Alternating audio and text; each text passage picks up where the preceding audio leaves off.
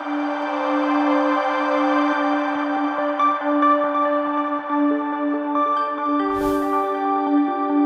su veiklia lietuve.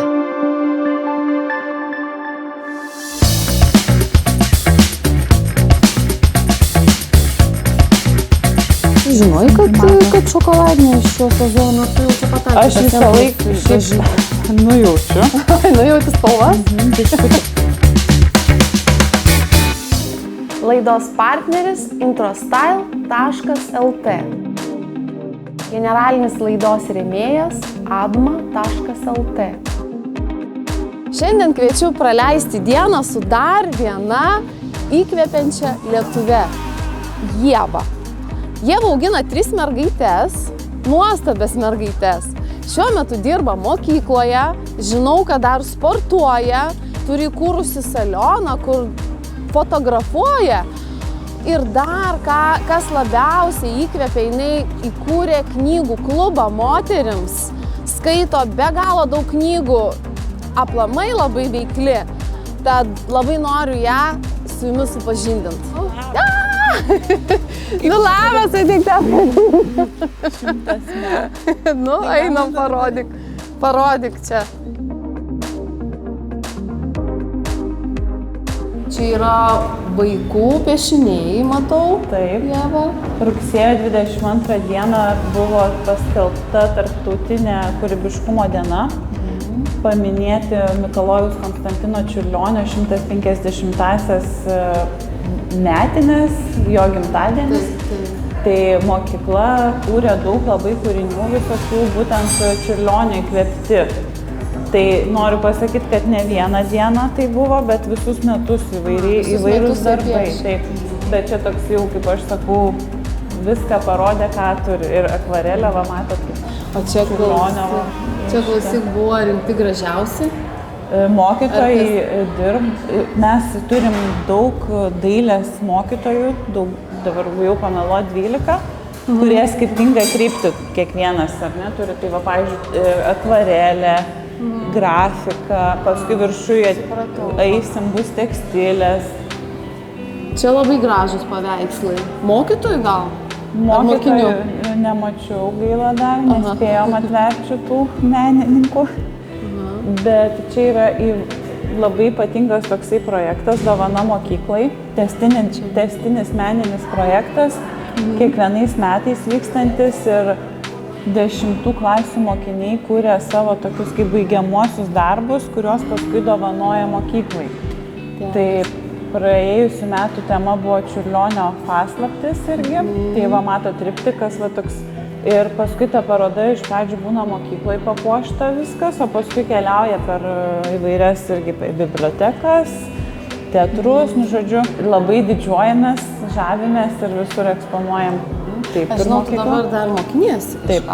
Bet būtent dėl šito naujo tavo darbo mokykloje, ne? Sakyčiau, galbūt atvirkščiai gavosi, bet tai susiję labai, nes kadangi kažkaip gyvenime trūko šiek tiek tokios prasmės ilgalaikiai perspektyvoje ir tas švietimo problema, kurią turbūt irgi visi žinom, kad tikrai yra, trūksta mokytojų.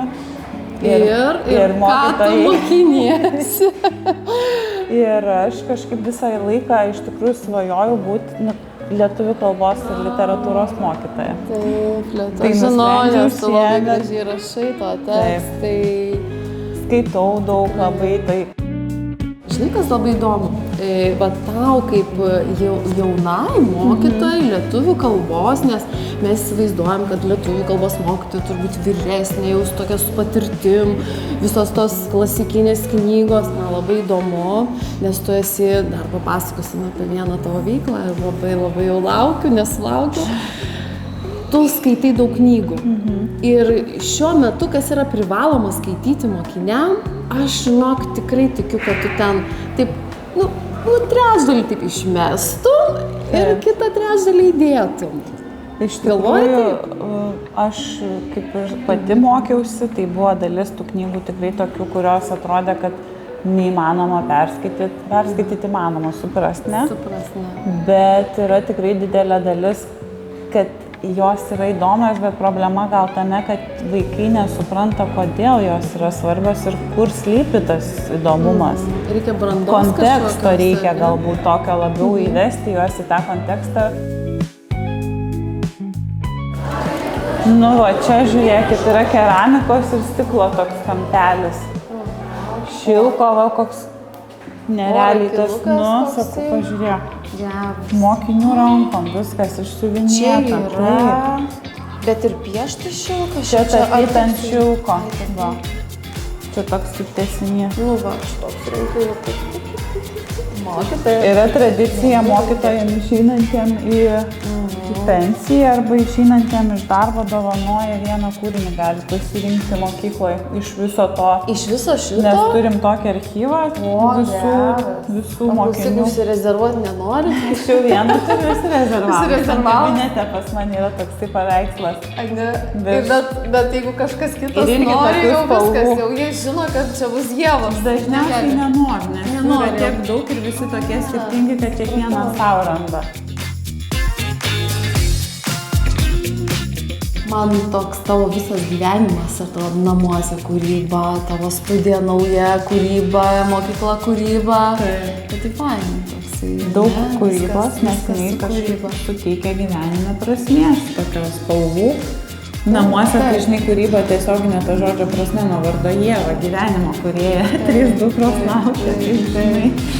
Tai ką, tai lekiam gal tada į tavo tą spalvotą erdvę.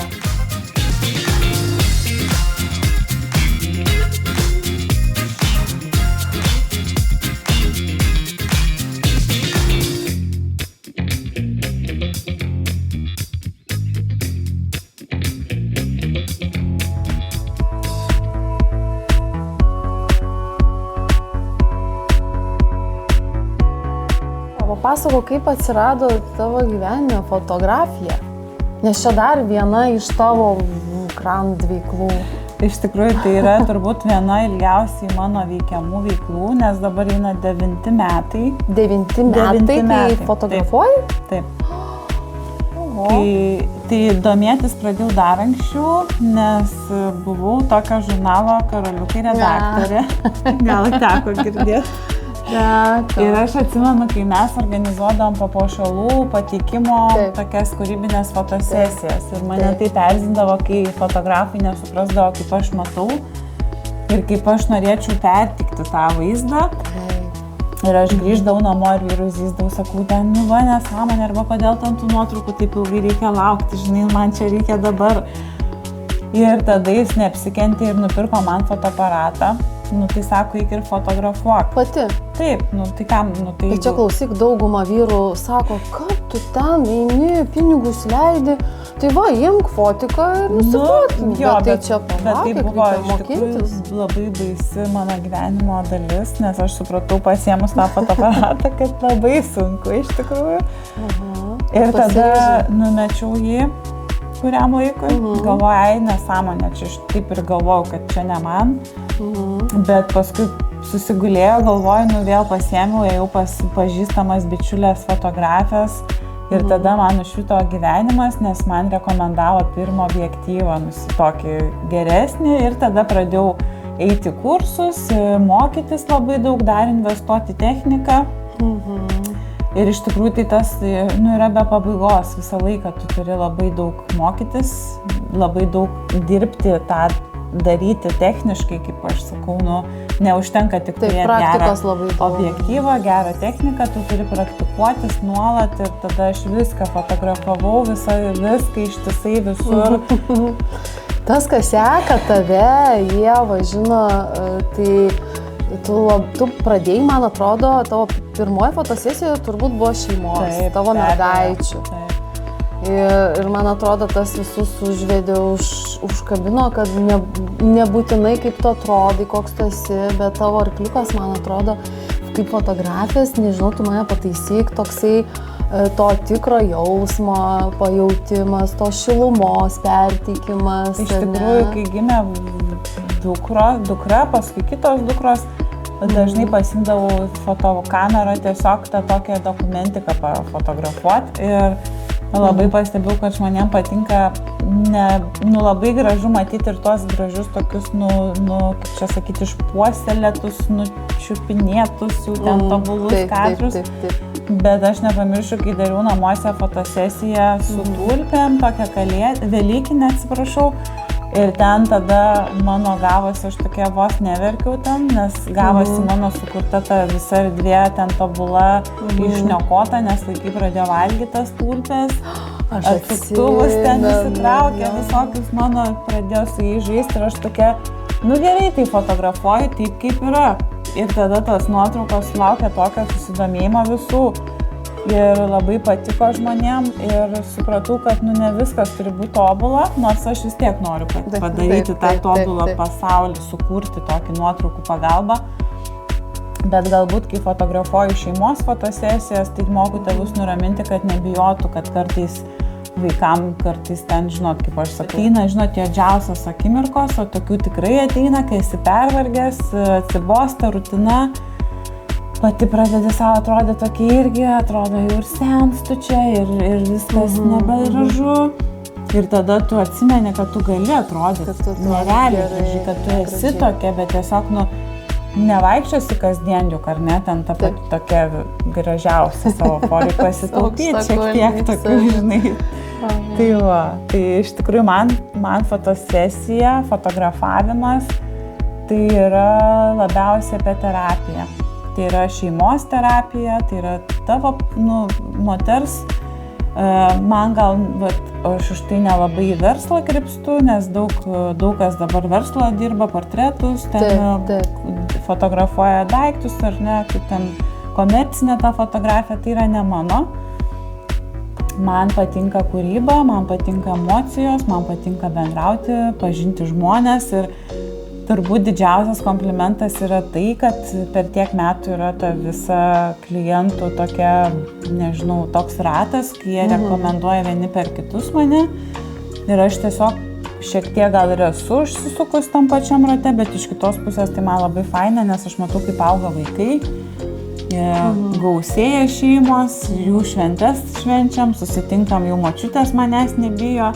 Fotografuojasi ir nereikia prašyti. Grįžta kasmet. Gal ne kasmet, bet būna.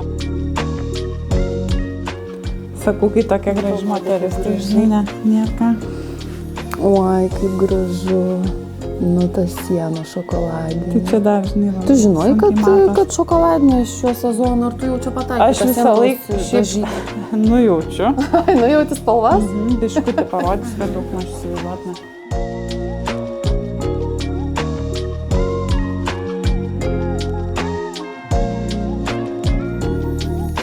Tavo studiją žinau, kad čia nereikėjo dažytojų, komandos, tavo komanda, tavo šeima, ar ne?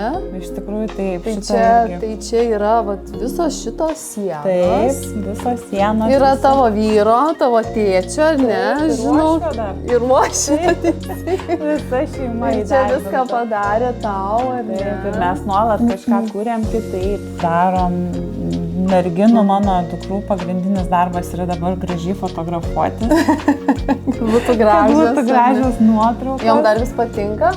Šiaip jo mano darbas atrodo stebuklinga vieta kažkokia, nes čia visą laiką gražu, tetų daug gražių, linksmų, kavagė visokie būna. Jom čia patinka apskritai, ta erdvė tokia visą laiką irgi kitokia, čia suknelių milijonai, aukštakulniai. Tai jom visą laiką toks pavydas, net kad mamai darbelį išeina ir ten smagiai leidžia laiką. Tai tikrai taip ir yra, bet aišku, jos sako, žinokit, ir pavargstu. Tai klausyk, tai dabar mokykloje pusę dienos. Taip. Kavagerių, kiek? 5 grupės. 5 grupės. Ir dar fotosesijos. Kada? Savaitgalį? Fotografuoju aš vakarais. Po mokyklos, po kavagerį.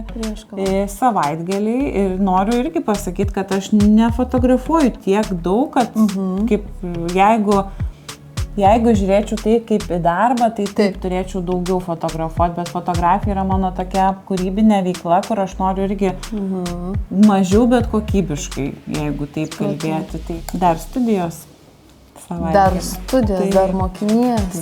Tai pas tave veiklų yra labai daug. Žinoma, ir nuo visų pavargstu kartais, reikia atsiriboti, šiek tiek pailsėti. Tai kaip tu pailsi? Mano poilsis yra knygos ir sportas. Knygos ir sportas. Taip. Ieva, kiek knygų? Jo, kiek daug? Reikia čia visas jas sudėlioti. Ateik, galva, dedam čia. Čia, ne? Duok aš tau. Ir papasakok, čia renkamos knygos. Renkam knygas, nes mano bičiulė dirba Gargždų bibliotekoje. Bet kaip būna kartais, kad gavo finansavimą tam naujam filialui, o knygom nebeliko. Nes skirtingi finansavimai, žodžiu, ten išsidalina ant daug bibliotekų. Ir nebelieka tų pinigų daug, tai aš tokią sugalvojau iniciatyvą, kad mes irgi daug skaitom su mūsų moterų klubo knygų ir tikrai kartais patinka mums jas pirkti, skaityti, bet ne visas noris namie turėti. Ir tokį darom tokį iniciatyvą, renkam knygas ir kažkada dar reiks paskui jas nuvežti tą biblioteką. Į Gargždų. Gargždų. Tai čia tau gali visi prisidėti? Gali būti drąsiai, gali. Kas matysi čia laidą, Ievai reikia knygų, ne Ievai reikia, o Gargždų. Taip, bet aš galiu pasakyti, kam, žodžiu, kur nukreipti, bet reikia, aišku, tokių, nenuskaitytų, naujų, bet, kaip aš sakau, tinka visokios ir vaikiškos tinka, žodžiu, jeigu turit gerų knygų, kur nežinot, kur tie, tai pasakykit. Geras darbas pasidarė, ne? O šiaip tai iš tikrųjų, tiesiog norisi, kad geros knygos būtų skaitomos ir gyventų toliau gyvenimą savo.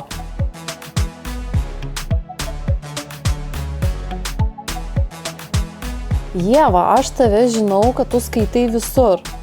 Nežinau, ar galiu taip sakyti, kad ir tualete, ir vonioj, ir virtuvėj, ir visur skaitai. Taip, kiekvieną laisvą minutę kažkaip savaime turbūt gaunasi, nes kai skaitai geras knygas, tai noris visą laiką skaityti ir ras to laiko, tai vat ir randi. Kai sako man, kaip tu spėjai, tai man neskrolint kyla noras, bet paskaityti, tai vat ir spėjai. Teisingai, tuo metu, kol mes su telefonais, tu jau žiūrėk, kiek ten tų puslapių ir perskaitai. Tai šiaip per metus, jeigu taip nesistengiant, kaip aš sakau, natūralus toks mano ritmas yra 60 knygų per metus. 60 tai 5 knygos per mėnesį. Dar kitas dalykas, labai dažnai mes tokį irgi klubę vadinam save knygų gelbėtojom. Tai dabar apie klubą papasakok. Knygų gelbėtojas. Tai čia tiesiog juokas, knygų gelbėtojas, nes mes sakom, kad kuo geresnė knyga, tuo jinai yra labiau kažkur ten padėta žemai lentynoj, arba būna nukainotos dažnai, nes tokių rimtų knygų žmonės neperka. Arba, kaip aš sakau, vengia, galbūt nenori apsikrauti. Knygų klubą kalbant, jam dabar yra 8 metai. 8 metai. Taip. Ir tu pradėjai. Nuo ko pradėjai? Pradėjau nuo tiesiog svajonės, nes mano mama mezga, tai jinai turi svajonę turėti mezgimo parduotuvę, siūlų parduotuvę. O aš labai svajojau turėti knygų klubą savo. Bet čia reali svajonė, jau tokia tu įsivaizdavai, kad čia bus knygos. Atrodė tiesiog toks gal labiau fun, iš filmų, kai matai, kaip ten draugė susitinka, knygas skaito. Ir kai pirmą savo studiją atsidariau, turėjau patalpas, turėjau erdvę, tada buvau pradėjus rašyti blogą knygų, būtent vadinosi Kavagerio klubas. Kai pirma dukra gimė, pradėjau jį rašyti ir galvau, kad man įdomu rašyti tiesiog apie tai, kad aš atsikėliau, stumiu vežimėlį, vaikas verkia. Ten toks, tai man kažkokios narės prasmės ir tokio gylio daugiau. Tada ten paskelbiau, kad renku, darom knygų klubą. Tai buvo 2017 metais. Ir susirinko pirma grupė, tada neatsimenu jau ten antra, trečia Ir kasmet vis auga tos grupės, kitos jau 8 metai ir eina į šį klubą, tai tam tikra prasme tai yra terapija. Tai labai įdomu, tai yra labai žodis rimtas. Biblioterapija. Tai per knygas tiesiog pat irgi, kaip aš sakau, ieškai savyje, daug atrandi, tos temos kitos labai tave paliečia vienaip ar kitaip, tu tada suprast bandai kodėl. Kartu mes irgi daug atradę, aš tikiu 100% ir moteris irgi tuo džiaugiasi, kad klubas mūsų yra ne tik apie knygas, moteris ir pačios eina kažkur, inicijuoja, mes iš viso mus dabar vienė apie 75 moteris, aktyves narės. Taip. Dar ir pavadinimas skamba patraukliai ir daug kas nori dabar intelektualios. Dabar jau antri metai intelektualios. Nes Kavagerio klubas jau nebe per siaurai vadinas, nes pradėjom, sakau, mes ir parodos, ir ten visokie, ir ekskursijos. Jūs ne tik čia susirenkat, bet dar ir keliaujat. Mėnesį kartą turim kažkokią tai papildomą veiklą.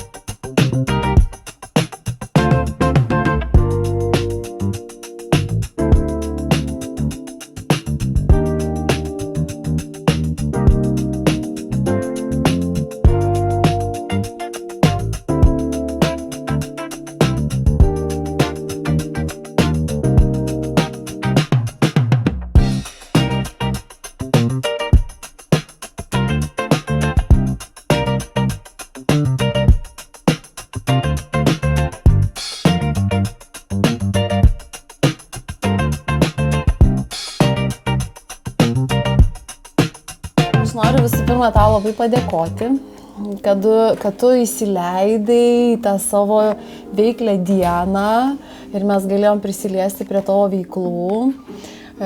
Noriu tau palinkėti ir toliau skleisti tą veiklumą, nes tai įkvepia kitus. O tau turim šiandien tokią dovanėlę, perduotą nuo prieš tai herojės, kurią pakalbinom taip pat ir kuri įsileido į savo dieną. Ir jinai perdavė linkėjimus tau, simbolinę dovanėlę. Nežinau net iš tikrųjų. Manau, kad ši yra, bet... Galim pažiūrėti. Taip, galim pažiūrėti. Aš tikiuosi, tu su ja susipažinsi. Balta. Ar gyvai. Galerija balta. Taip. Wow, kaip įdomu. Kaip gražiai supakuosi. Taip. Jaučia. Aš tikiuosi, kad tu su ja... Mano širdžiai bus mielas žmogus. Aš tikiu. Wow, kaip gražu. Apsilankyti kviečia į galeriją Baltą, jeigu aš nemaišau. Ir Jolanta Šmitienė, mūsų menininkė gerai žinoma, nuostabu. Taip, jinai kai perdavė, jinai sakė, aš labai tikiuosi, kad šita jūsų sekanti herojė apsilankys pas mane ir mes išgersim kavos. Būtinai. Tai aš galvoju, kad tau labai įdomu bus susipažinti. Puikiai proga ne tik susipažinti, bet kažką gal kartu nuveikti. Taip, tai va. Susiorganizuosim kokį nors. Nuostabu, labai ačiū. Nuo veiklios veikliai. Inesa, aš turiu irgi mažą smulkmeną kitai veikliai moteriai.